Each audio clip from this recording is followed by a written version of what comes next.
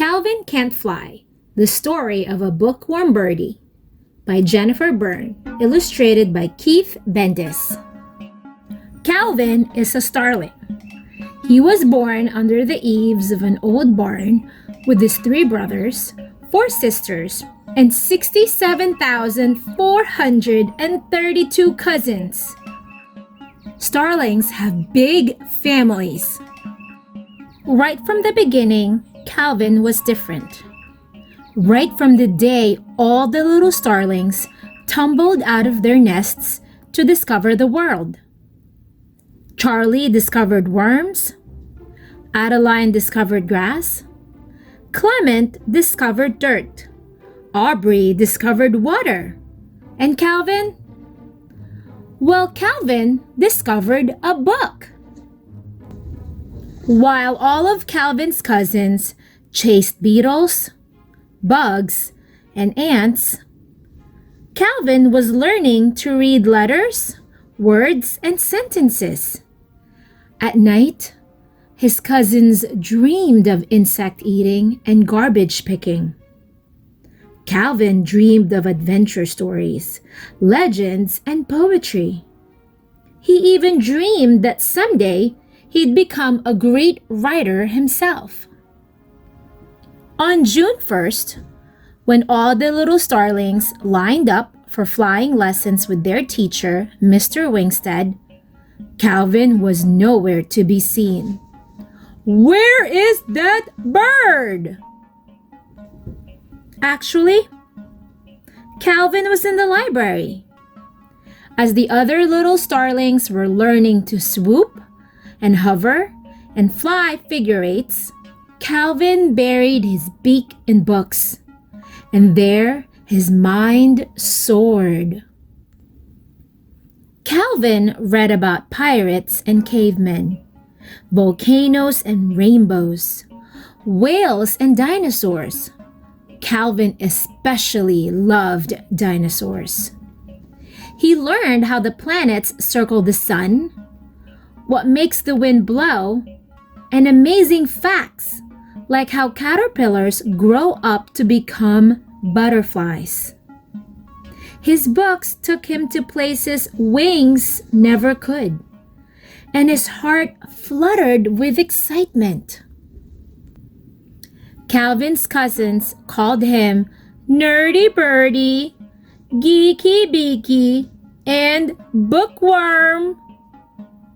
And when you're a bird, being called a worm is a very bad thing. Calvin ruffled his feathers and mumbled, "Oh, how the wounding words of scorn do sting."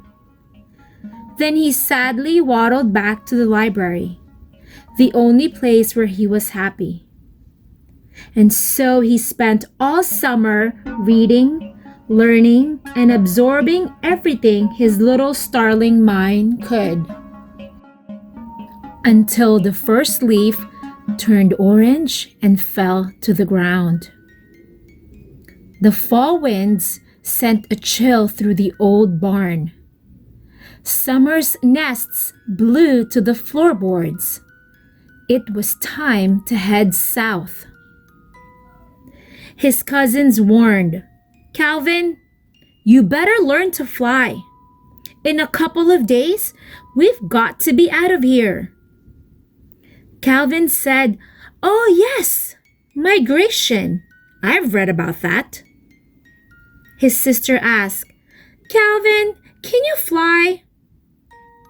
Calvin had to admit, he couldn't. All the other starlings took off in a giant formation, but Calvin could only stand and watch. A big, lonely tear rolled down his cheek. Calvin turned and trudged back toward the old barn. He was so upset, he didn't even notice his brothers and sisters and cousins coming back to get him. All of a sudden, they were tying up Calvin's middle with string and scraps of cloth they had found in the garbage. They grasped the other ends with their beaks, and off they flew, with Calvin, somewhat embarrassed, safely in tow. For days and days they flew. Calvin recognized the rivers, mountains, and towns he had read about all summer. Excitedly, he pointed them out to his brothers, sisters, and cousins. But the other little starlings just flapped their wings and headed south. Soon, there came a day when the winds blew especially hard. Trees bent sideways, leaves scattered wildly. Flying became harder and harder. The air had an odd smell to it, the smell of danger. Calvin, remembering back to his favorite weather book, warned the rest of his family. "A hurricane! A hurricane is coming!" All his brothers and sisters and cousins asked, "What's a hurricane?" Calvin explained as quickly as his little beak could. "We need to get out of the path of a violent tropical weather system, which is storming up the coast at a tremendous speed and will not diminish until it encounters large stretches of landmass.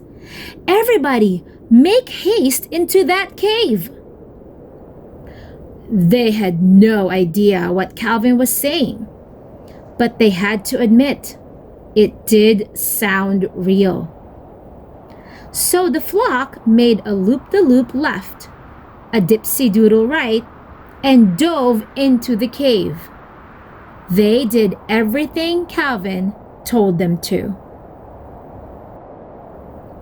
To their amazement, a great storm did blow across the land. It thundered over the mountains.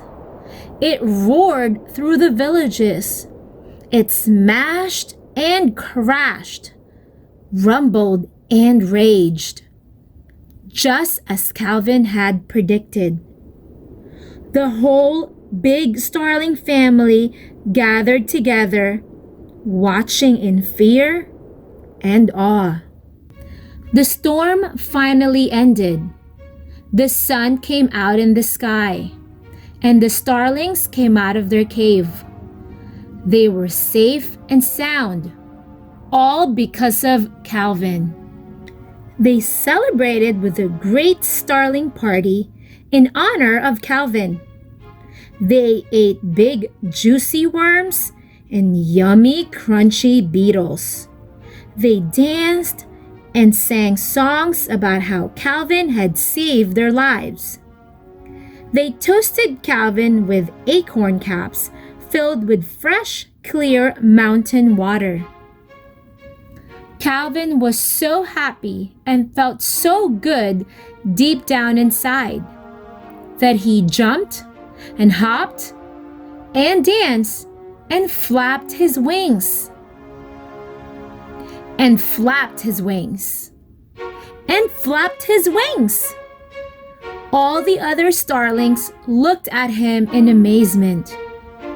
"Calvin, you can fly!" they exclaimed.